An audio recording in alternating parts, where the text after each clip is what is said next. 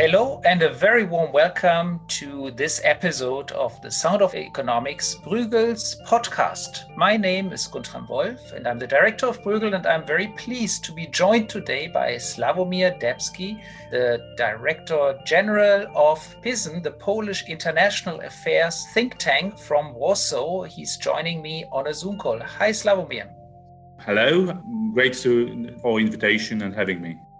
Thank you so much for joining us, Sławomir. It's really great to have you. What we want to discuss today is the situation in Belarus, and in particular, of course, how the situation is evolving after the extremely spectacular kidnapping of one opposition leader, journalist Roman Protasevich, who was on a Ryanair flight from Athens to Vilnius, and the Ryanair flight, while being over Belarusian territory, was redirected to Minsk, and he was then held in prison together with his girlfriend.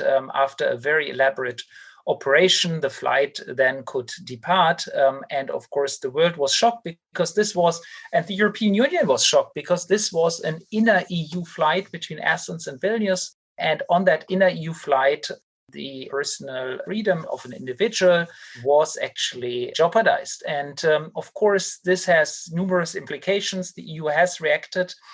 But I did think it would be extremely useful and helpful to hear from Sławomir, to hear from Warsaw, to hear from Poland. What are the first reactions really in Poland? Because this is, after all, a neighboring country for you. And so Sławomir, I wanted to hear from you first. How is Poland reacting? How are citizens in Poland feeling? How is the government feeling? I saw some protests and demonstrations in the street already. Give us a sense of what's the situation like. Thank you very much, Guntram, for invitation and this question. Well, I think that the public in Poland was outraged seeing what really happened with the civilian plane of Ryanair used by thousands of Europeans almost on a daily basis. They travel around Europe on cheap flights, and they simply don't comprehend that something like that could have happened. That based on fake warning, I would say, about bomb on the board of the aircraft, flying from one European capital to another, they could be simply hijacked, forced to land, and searched by authorities of one particular authoritarian country. So, seeing all of that, because, a lot of Poles are traveling on the same route, from Vilnius to some parts of Poland is simply closer. You can get there faster than if you use Warsaw Airport or any other airports in Poland. So even Poles are traveling and using this road. So that was, as I said, the public was very moved. And of course, because of these public sentiments, politicians reacted, and they reacted quite vocally, I would say. Polish Prime Minister Morawiecki, Minister of Foreign Affairs, President, all of them tweeted with, expressing the protest. Prime Minister Morawiecki called to Charles Michel, asking for taking this situation as yet another point of discussion during the council. So that was, immediate response. And of course, the question appeared, what we can do about it? And, sanctioning the flights, protecting European citizens from repeating this situation was one of immediate ideas, what we can do about it. Yes, so let's talk a little bit about how we analyze the political situation, and of course then afterwards about the options that are on the table. But you already mentioned that the European Council then last week actually very quickly discussed this issue, had very little preparation time, but the heads of state and government then did discuss that issue and agreed that this is a serious infringement on European rights and needs a strong response. And decided on a set of sanctions that would affect individuals of the Lukashenko regime, but also more broadly affect the country. Now, you, Sławomir, you are a historian by training, but of course very much working on international affairs. What is your political assessment really of the situation? I mean, we have an autocrat there in Minsk that is there for a very long time, supported by Russia in close relation with President Putin. How do you assess the situation in Belarus? Then perhaps only afterwards we discuss, what we can do now. But I mean, first of all, how do you see the situation really? I joined the institute in 2000 after completing my PhD on history. I wanted to have some break and became, for a short period of time, analyst in foreign affairs. So why I mentioned that? Because it was exactly at the moment when Vladimir Putin became a president of Russia. So President Putin was part of my analytical life. And I have to say that Alexander Lukashenko had been already there, as a president of Belarus. He was elected in democratic elections in 1994. So we can say that he's not only one of the longest running country politician in Europe, but also very experienced autocrat. Last elections were not the first he tried to correct, let me put it in this way, by all possible means. But definitely at that time, it was a huge personal humiliation for him. He believed that running against a woman, unknown for most of Belarusians until presidential campaign started, he would secure easy win, and he would become a credible, almost democratically elected president. Almost, because of course before that he had arrested all possible important, or heavy competitors, including husband of Svetlana Tikhanovska. And that was the moment, we have to remind our listeners, that was the moment when Svetlana Tikhanovska stepped up and decided to continue the fight on behalf of her husband, in a way. So Lukashenko allowed to that because he was sure that Belarus and the Belarusians are not ready for a woman president. And he miscalculated.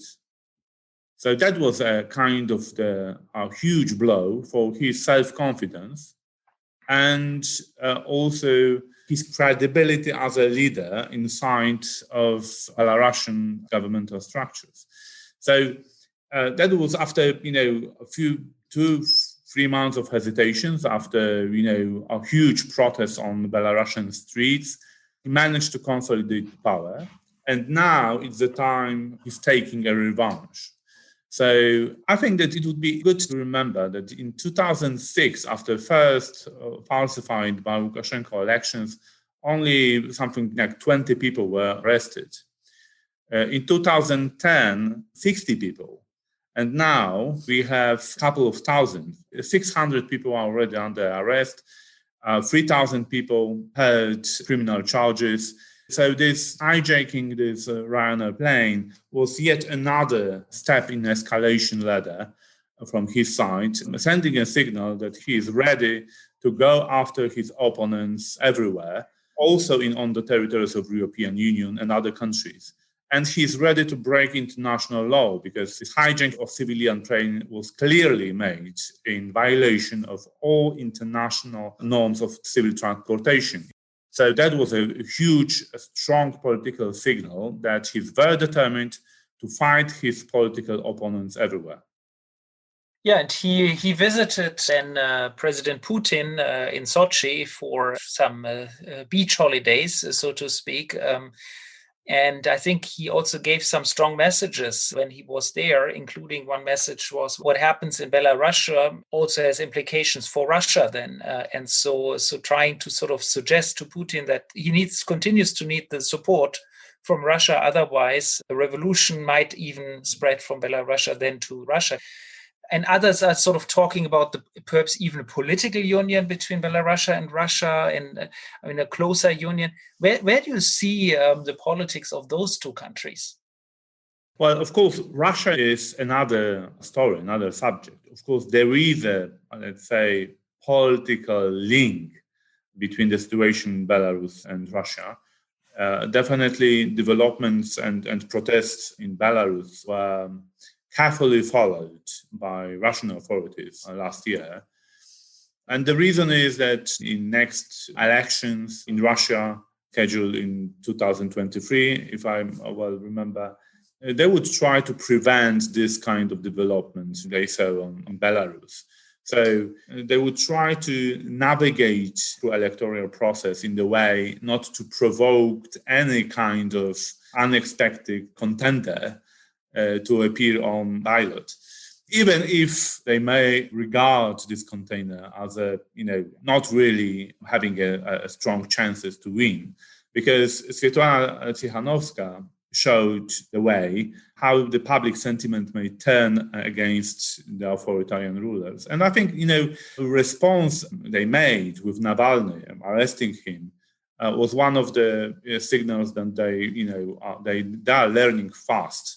And, the smart voting, wise voting introduced by Navalny across Russia was also a kind of the signal how those in opposition to authoritarian leaders may overplay them in a smart way. So definitely Russian authorities would draw conclusions, would study the Belarusian case with interest. This meeting, of course, shows that was a kind of, Lukashenko has been playing this card that Belarus is needed in Russian foreign policy, in Russian strategic communication for years. Of course, many times he tried to upgrade his own position vis-a-vis Putin by, introducing a little blackmail that he can open Belarus cooperation with the West, including European Union, that he can import raw materials, including oil, via Lithuania or Poland. In that way, he may have a little more room for maneuver in his negotiations with Vladimir Putin. All of that, of course, failed. Now, his options are limited to the maximum, because after so heavy hands used against the democratic opposition in the country, he has zero credibility to use all tricks, and Putin knows that very well as well. Well, let's talk a little bit about options and what can be done now. And I think one important dimension is, of course, as you mentioned, that what is happening in Belarus is not only watched in Belarus, it is watched in Moscow. It's perhaps even watched in Beijing quite closely. And I mean, these are big countries where a lot of international air traffic goes over these countries. And of course, if the impression is given that one can redirect international flights over your territory without a significant cost, then the implications go well beyond Belarus and well beyond narrow European security definitions. So this is, I think, quite a big affair from a global perspective even. So the EU has decided some sanctions. I mean, these sanctions include sanctions against individuals, but also a delay of cooperation with Belarus until there's a change in the situation. I think it's something like 3 billion euros, if I recall correctly, that is being withheld in development aid in the next years. Yet it doesn't look as if this would impress the current autocrat Alexander Lukashenko. So I think the big question really is, do you think the EU, with its first response, has passed the test, has showed that this is an unacceptable infringement into their flight rights between European cities? And if you think it's not sufficient, what else can be done about it, really? Well, that's, of course, a hard call. What the European Union can do more to protect its own citizens. Because we have to bear in mind that our first obligation is to protect Europeans from this kind of dangerous behavior. Because in the end of the day, we should not miss the fact that hijacking of civilian planes goes hand in hand with introducing additional threats to the security of European citizens. Something may go wrong simply if you use military aircraft to force civilian aircraft to land. Different things may happen. So, of course, the first thing is to conclude the Belarusian airspace is not safe enough for Europeans. So all flights should have been suspended, and they were suspended. And of course, other flights coming from other directions, Russia, China, coming through the Belarusian airspace should also be treated as potentially dangerous for European citizens traveling on board of these planes. So that's first immediate conclusions. And I believe the first thing European Union could have done, and it was implemented, was to close Belarusian airspace for European civil planes.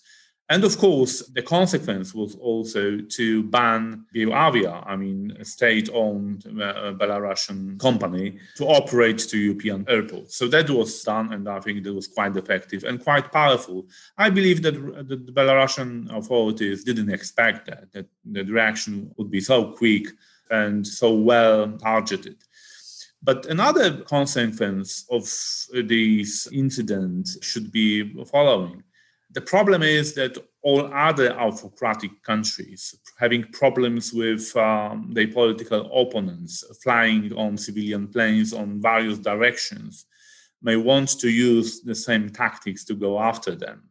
So we need to develop appropriate response to this kind of scenario and to guide our companies to provide all possible security measures to prevent that. Autocrats learn from each other. So we have to prepare and adjust to this new situation. The second thing, we have to bear in mind that Alexander Lukashenko is determined to use absolutely all possible means to fight with the opposition and his political opponents. He can use European citizens as a hostage. Traveling to Belarus now is simply risky business. No matter whether you are a tourist or analyst, expert, that's simply a risky thing. So for our expert community, it is also an important message. If we want to engage with a kind of think tank dialogue with anybody in Belarus, we can do it only on European territories. Traveling there is simply too risky. And then, of course, Poland is in a very special situation. We have 300,000 to 500,000 Polish minority in Belarus. We simply also take into account that this Polish minority there can be targeted by Lukashenko as well. Polish minority leaders were already arrested by authorities. So there's a kind of the open threat that he can go in this direction. He can go after these people. So we need to develop a kind of the deterrence capabilities also in our response. So if something goes wrong, European Union should be ready and prepare to react in adequate way, simply to protect life of people. And I believe European Union is able to do that. I don't agree with those who say that we cannot do much against Belarus. On the contrary, I believe that the European Union is very powerful, controlling all travel routes to Belarus and via Belarus. So I'm able to control also a huge portion of trade with Belarus and coming through the Belarus. And there are, of course, Chinese interests there. Because as you know, there is a Chinese tactics to build a kind of the Belt and Road infrastructure connecting China and Europe. And the huge part of this infrastructure was built in Belarus. Without trading with Europe, these installations, this infrastructure can be simply useless. Well, not an easy situation at all. Perhaps one last word about the border between Belarus and Poland.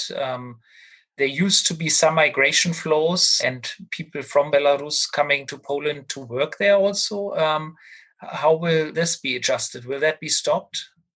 Well, yes, last year we saw this migration from Belarus to the neighboring countries, not only to Poland, but also to Lithuania, to Latvia, to Estonia. And Poland appears to be quite attractive, particularly for those working in the IT sector. Special visas, special working permits were issued by Polish authorities, so it worked quite well. The problem is that Lukashenko responded to this situation and effectively he closed the border. So now it's almost impossible to leave Belarus. There are some countries and it's easier to get into than to leave. So it's like a new Iron Curtain, in fact. Yes, yeah, and Belarus is one of them. Of course, there is the chance to leave Belarus via Russia still, But if people are really determined, they still can do that. But nevertheless, Lukashenko managed to make their life more difficult.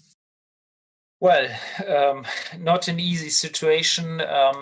Perhaps let me close by asking sort of a tough question, which is perhaps ask you to look in the crystal ball, Slavomir, and just tell us what you think will happen. Where will we be in 1 year and in 5 years with this situation? That's the most difficult question you can pose to analysts. That's why I'm asking it. Even for economists, I would say it's more easier to predict how the trends the trends are going. But for political analysts, it's very difficult. But I would say three things. First, Alexander Lukashenko knows very well that he's not representing Belarusian people.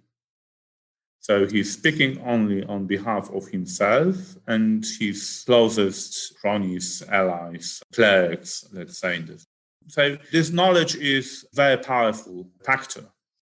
It limits what he can plan and how he can think about his own future. That's one thing.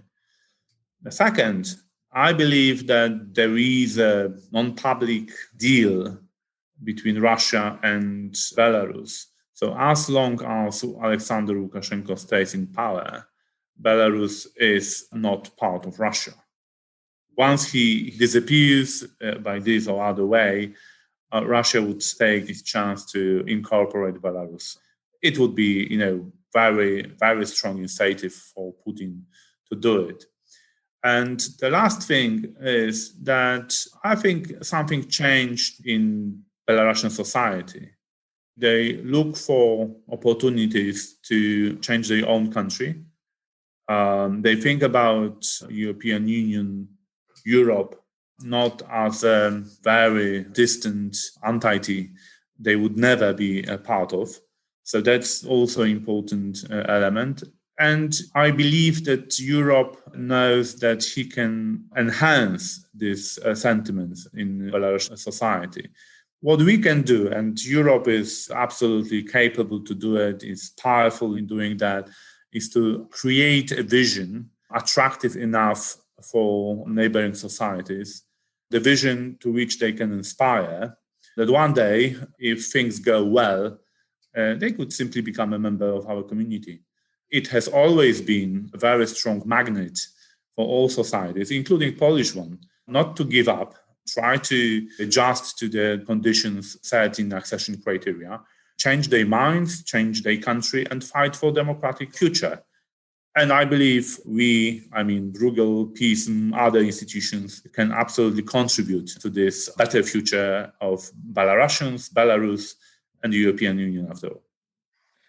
Slavomir, thank you. This was wonderful. And of course, the role of the EU in shaping its neighborhood is really very, very important and very crucial. And I think the strong reactions by the EU in terms of sanctions, in terms of making Belarus a no-flight zone was a strong and clear signal.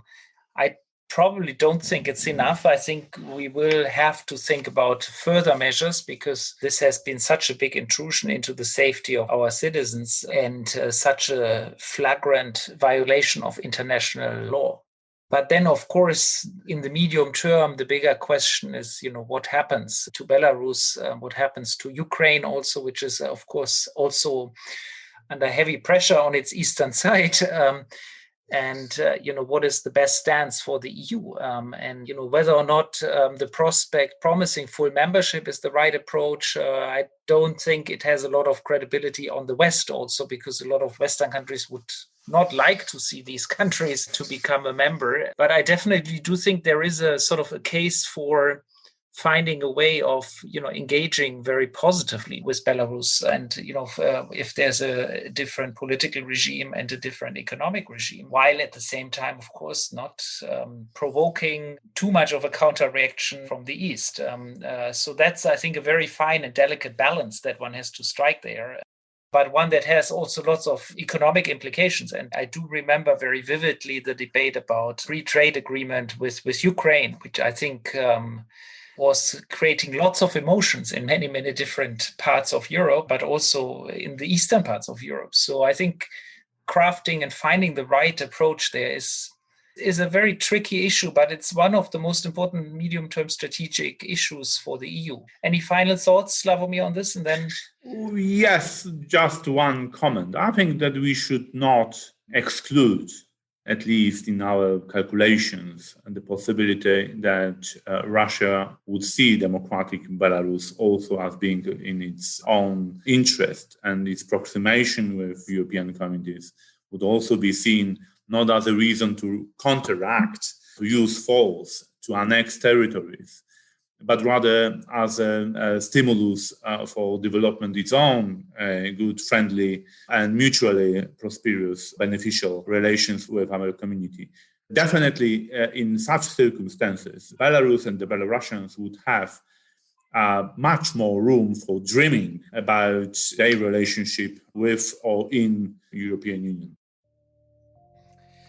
Well, I think it's a very nice word to end our podcast on today. I'm afraid we don't have much more time to discuss this, but thank you so much, Slavomir, for joining us today, for giving the perspective of a historian, of an international relations specialist, but also the perspective really from Poland, a neighboring country to Belarus that is much more directly affected, of course, than we are here in Belgium or in the western parts of Europe.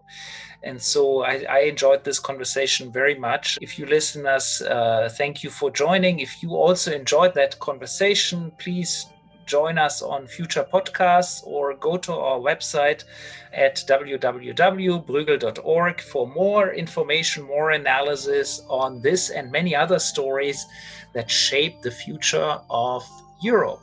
Thank you so much for joining, and until next time, bye-bye. Thank you, Guntram, for having me.